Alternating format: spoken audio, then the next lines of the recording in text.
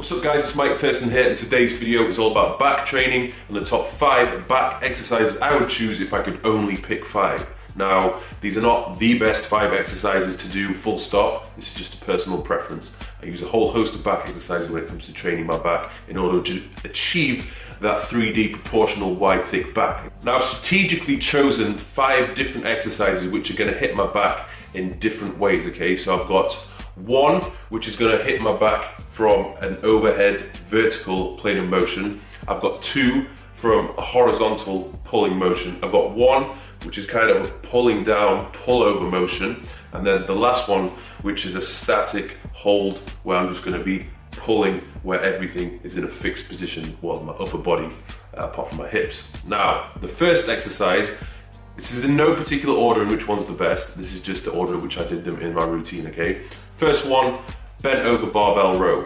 You can't argue this is a very solid compound movement which is not only going to build your back, but it's going to help build and strengthen your core as well at the same time. One of the reasons why I like it so much, there's so many different variations you can apply to this exercise in order to target different areas of your back and recruit different muscle fibers. So you have the option of changing up the grip positioning. You could have a closer grip, or you could go for a wider grip. You could go for a pronated grip, you could also go for a supinated grip. Now, there's no perfect way to do it. I would just suggest that you mix it up from time to time.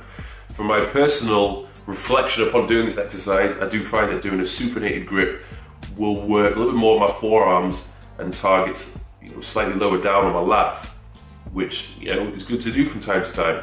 And I also found that doing the pronated grip will work a little bit more of my mid and upper back, but it can vary. A lot of the time it depends upon the weight in which I'm using. Sometimes I'll do this with a slow, controlled tempo with a lighter weight, and I really hold the contractions at the top. Sometimes I'll do it with a little bit heavier weight, where the action's a little bit more jerky. It's a little bit harder to stabilize your torso positioning and reduce momentum, but it's not to say it's not effective. You also got the option to perform this exercise with a bench support. I'd often advise people with a weaker back to do this, and sometimes I feel as though I can lift a little bit heavier weight because I have that support. I'm not relying upon my core to keep myself in that strict position. It's completely going to isolate my back, which sometimes will allow me to lift heavier. Now, the next exercise I would select would be the lat pull down. I feel as though this is one of the best exercises you could choose in order to target your lats from a vertical plane or vertical pulling plane of motion, okay? One of the other reasons why I like this exercise so much is because, like the bent over row, with the lat pull down, there's so many different variations you can use in order to target your back. You can change the angle of your torso slightly to recruit different muscle fibers. You can change up your grip. You go for a really wide grip, you go for a little bit of a closer grip, and you can also use a whole host of different cable attachments. Now, I'll go into these variations in a little bit more detail. If you keep your back completely upright, you are going to target your lats a lot more compared to, say for example, if you're going to pull the weight down and your torso's about 45 degrees. If it's at about 45 degrees or you are leaning back, you are going to recruit more of your upper back than purely isolating the lat. Now, I would say that the wide grip is my absolute favorite, but it's not to say I wouldn't change it up from time to time. I feel as though the reverse grip or the close grip pull can also be extremely effective, particularly if you want to target different areas of the back. I'm not saying one is superior to the other, but yes, I would change it from time to time. But just make sure that you don't over-engage the biceps, because I feel as though it's very easy to do with the close grip pull. Now, the next exercise I would move on to is the notorious one-arm dumbbell row.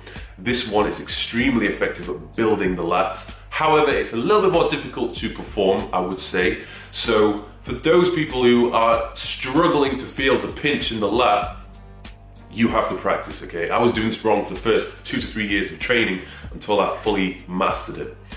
The reason why I like this so much is because I feel that this is one of the exercises where you can really get a squeeze. You get much more of a squeeze compared to a lot of other back exercises. Now, there's a number of different variations you can do in order to execute this exercise, and a lot of it has to do with where you position your torso. So you can do this one-arm dumbbell row on a bench. You could do it on a slight decline bench. You could even do it standing. Again, I would change it up from time to time, but I do feel as though if you have your knee resting upon something, it allows you to keep your body stable and really focus the tension and the weight onto the lat muscle. Now, over the past few years, when I've been personal training clients, a lot of people who, they're beginners or they struggle to engage the lat and to get that shoulder retraction, they often don't pick it up very quickly when they do a bent over a dumbbell row, if they're kind of leaning forward and trying to do it. But if they do it upright, doing a seated cable one-arm pull, they learn how to do it much quicker in comparison, okay? So I would probably perform this exercise or do both of them at the same time to really engage your lat and to learn how to do the movement properly before you begin to really overload the muscles doing the one-arm dumbbell row. Now, going into more detail about how to execute this exercise properly, I would click on this link. I think I talk about how to do it for about 6 to 8 minutes, so make sure you don't miss that. The next exercise I've gone to is the standing lat pull down or the push down. I don't know the exact name for it, but the reason why I like it so much is because it has that pull over motion, which is, again, you're targeting the back from a different range of motion. So you're not pulling the weight towards you, you're pulling down and driving your elbows back. Now, when you're executing this exercise, there's a number of different variations you can do. I'm talking about the grip here. You could use a pronated grip, a reverse grip, or you could even use the rope attachment instead. But it's the same kind of thing which you're doing.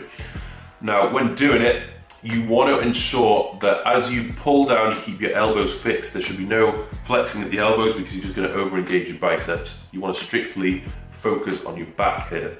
So starting off with this movement, I would take a step back and I would lean forward ever so slightly.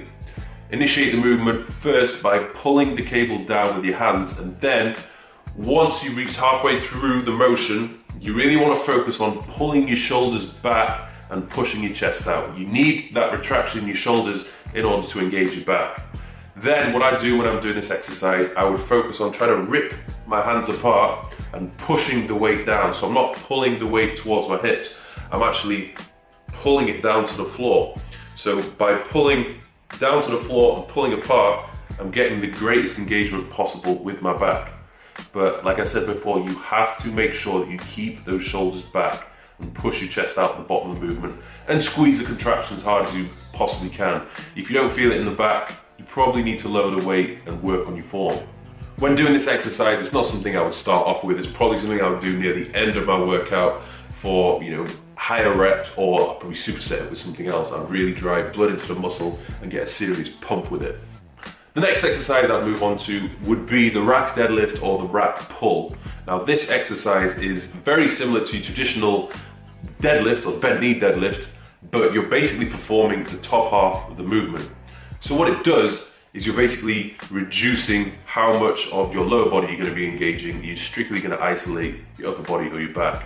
Now, as you're only going to be doing the top half of the deadlift, you're going to be working your lower body much less. That's not to say you're going to completely isolate your lower body from working. You are going to get a bit of glute stimulation occurring, but you're definitely not going to be working your lower body as much as you would do doing a traditional deadlift.